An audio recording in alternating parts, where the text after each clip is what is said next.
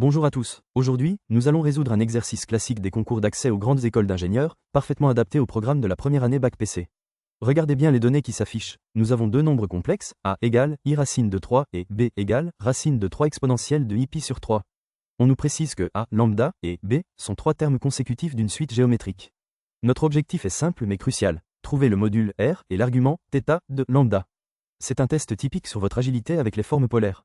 Avant de lancer les calculs, un petit rappel s'impose. C'est le point de passage obligé pour le correcteur. Pour réussir ce type de question, vous devez impérativement connaître la propriété fondamentale qui lie trois termes consécutifs d'une suite géométrique complexe. Sans ce réflexe, vous perdrez un temps précieux le jour de l'examen. Prenez le temps de bien visualiser la structure de l'exercice avant de passer à la rédaction. La règle d'or pour multiplier des nombres complexes, c'est d'utiliser la forme polaire ou exponentielle. Elle facilite grandement les calculs. Transformons a, nous avons a égale i racine de 3. Rappelez-vous que i s'écrit exponentielle de i pi sur 2. Donc, en haut à gauche, on obtient la forme exponentielle de a racine de 3 exponentielle de i pi sur 2.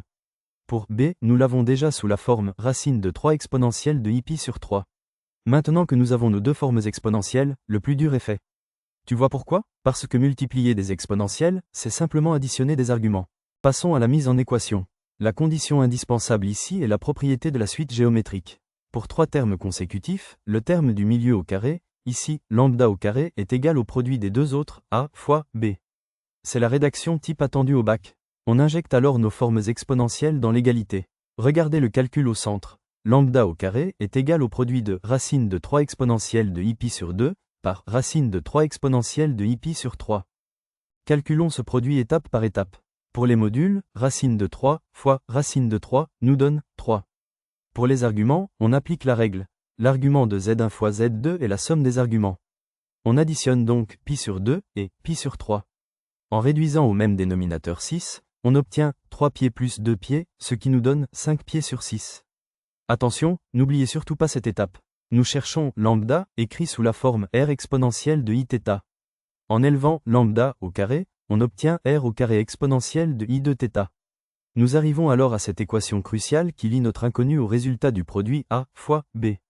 Notez bien cette égalité, elle contient toutes les réponses. Regardons ce que cela donne géométriquement sur ce diagramme d'Argan. C'est l'aspect expert de la résolution. Le point B est à 60 degrés, le point A est à 90 degrés.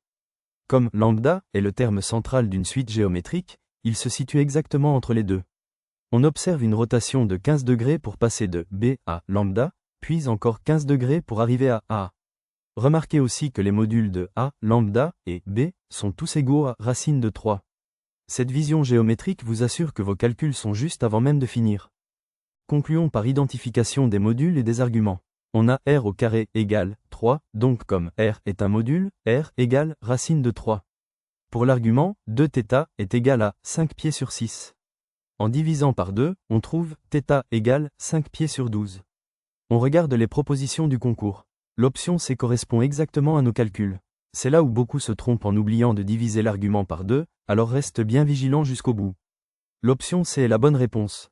En résumé, nous avons trouvé r égale racine de 3 et θ égale 5 pieds sur 12. Retiens bien cette méthode, forme exponentielle, puis propriété du terme central. Maintenant, à ton tour. Essaie de refaire l'exercice avec a égale 2 et b égale 8 exponentielle de i pi sur 2. Tu as réussi? Si tu as un doute, n'hésite pas à revoir les étapes de cette vidéo. Continue tes efforts, c'est comme ça qu'on décroche le 20 sur 20. Bon courage pour tes révisions et à bientôt.